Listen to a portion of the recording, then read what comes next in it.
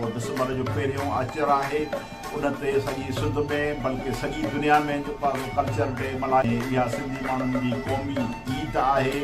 इन ते हीउ जेको पुठियां अवां सॼो बैकग्राउंड ॾिसो था, जेकी नौजवान ॾिसो था, जेके अदिरियूं अमड़ियूं सभड़ियूं शागिर्दियाणियूं शागिर्द सभु ॾिसो था, इन्हनि जेके उन्हनि खे अजरक कुलनि ते आहिनि, टोपियूं आहिनि, पटका आहिनि, इहो ठीकु आहे, इहो हिकिड़ो रंग आहे। पर यादि रखिजो त हीउ जेको एजुकेशन आहे इहो बि ख़ुदि कल्चर जो हिसो आहे। मतिलबु सुठी एजुकेशन पढ़णु, सुठी एजुकेशन में महारत हासिलु करणु, एजुकेशन जो टेक्निकल पासो, जदीद क़िस्म जी टेक्नोलॉजी, इहो बि ख़ुदि जेको आहे सो कल्चर जो हिसो आहे। ऐं उनखां पोइ कल्चर मां जेका अॼु जेका तव्हां सां ॻाल्हि कयां थो उहा इहा थो कयां त टोपी, अजरक या लिबास या राग या रंग या डांस या नचणु, इहो कुल सकाफ़त न आहे, इहो कुल कल्चर न आहे, इहो कल्चर जो हिकिड़ो पार्ट आहे जंहिं ते असां तमामु घणो मुसलसिल ज़ोर था ॾियूं। अजरक ते, टोपीअ ते, डांस ते, ॻाइण ते, रंग ते, इहो कल्चर जो हिकिड़ो नंढड़ो जुज़ आहे। कल्चर जा ॿिया तमामु वॾा घणा पासा आहिनि जिन ते पाण अॼु थोरो मुख़्तसरन ॻाल्हाईंदासीं। हीअ ॾाढी अहम ॻाल्हि आहे जेका असांखे सम्झणु खपे। कल्चर बुनियादी तौर क़ौमुनि जे गॾियल रवैयनि, गॾियल सोचुनि, गॾियल जज़्बात, गॾियल पंहिंजो खिल ख़ुशी ऐं गॾियल ग़म गुस्से जो नालो जेको आहे कल्चर आहे।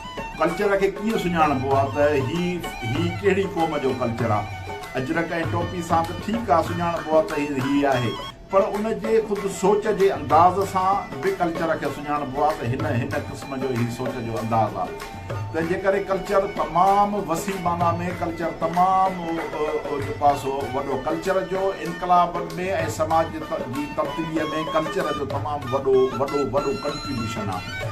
मिसाल माओ ज़ेतुंग, चेयरमैन माओ ज़ेतुंग चीन जो जॾहिं इनकलाब आंदो त उनखां पोइ उनखे ज़रूरत महसूसु थी त हीअ असां वटि जेको कल्चर पियल आहे अफ़ीम जो, जेको माण्हुनि खे निंड करण जो, माण्हुनि खे कमु न करण जो जेको कल्चर पियल आहे, इहो अवाम दुश्मन कल्चर आहे। कीअं इन कल्चर खे तब्दील कयूं, हुन पोइ सकाफ़ती इनकलाब आंदो। हाणे यादि रखणु खपे त ॾिसो त सकाफ़ती इनकलाब जो जेको कंट्रीब्यूशन आहे क़ौमुनि जे तक़दीर जे तब्दील करण में, उहो केॾो अहम आहे। उन में हुन जेको सकाफ़ती इनकलाब आंदो उहो इहो आंदो त हुन पंहिंजे पार्टी ऐं अवाम खे इहो हुकुम कयो त हू स्टेशनुनि जी सफ़ाइयूं कनि, हू ॿाहिरि घिटियुनि जूं सफ़ाइयूं कनि, हू जेको आहे सो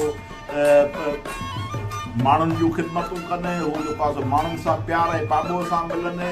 इवन माओ ज़ेतुंग पाण जेको आहे सो ॿुहारी हथ में खणी मुख़्तलिफ़ स्टेशननि ते, मुख़्तलिफ़ रोडनि रस्तनि ते पंहिंजो त उन इहो पे करणु चाहियो त जेको असांजे क़ौम जेको सवें सालनि खां वठी असांजे जेको पयल आहे त असीं आफ़ीमी क़ौम आहियूं, उन आफ़ीमी क़ौम खे तब्दील करे हुन हिकिड़ी बहितर क़ौम में तब्दील करण जो जेको ॾांहुं हुयो, जेको रस्तो हो, उहो हुनजो सकाफ़ती इनकलाब हो। राग रंग बि सकाफ़ती जो हिसो आहे। सुठो राग, सुठी म्यूज़िक, सुठी डांस, सुठो लिबास, इहो सभु आहे।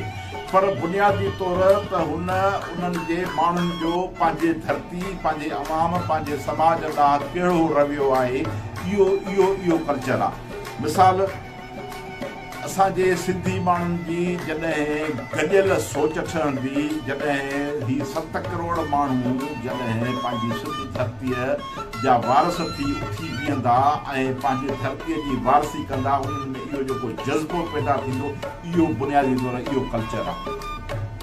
पंहिंजे धरतीअ जे मालिकी करण जो जेको अहसासु पैदा थींदो, इहो बुनियादी तरह कल्चर आहे। लिखण पढ़ण जो ॾांहुं हुननि में वधीक पैदा थींदो, इहो बुनियादी तौरु अवाम दोस्त कल्चर आहे। कॉम्पिटिशन जे इम्तिहाननि में ऐं दुनिया सां मुक़ाबले करण में ऐं पंहिंजे अदब, पंहिंजे लिखण, पंहिंजे ॻाल्हाइण जे ज़रिए माण्हुनि सां कचहरी करणु, इहो बुनियादी तरह जेको आहे कल्चर आहे।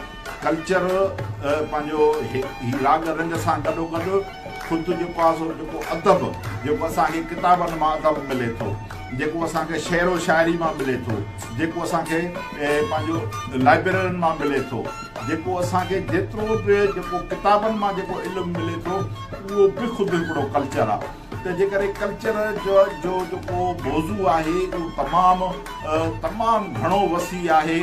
इहो ई कल्चर आहे जेको समाज खे तब्दील करे सघे थो।